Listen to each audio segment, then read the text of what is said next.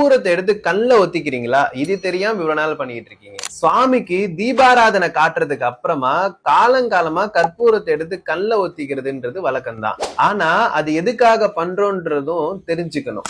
கர்ப்ப கிரகம்னாலே இருட்டா இருக்கும். அந்த காலத்துல மின் விளக்குகள் கிடையாது. வரக்கூடிய பக்தர்கள் சுவாமிய தரிசனம் பண்ணணும் அப்படின்னா ஏதோ ஒரு வெளிச்சம் தேவைப்படும்.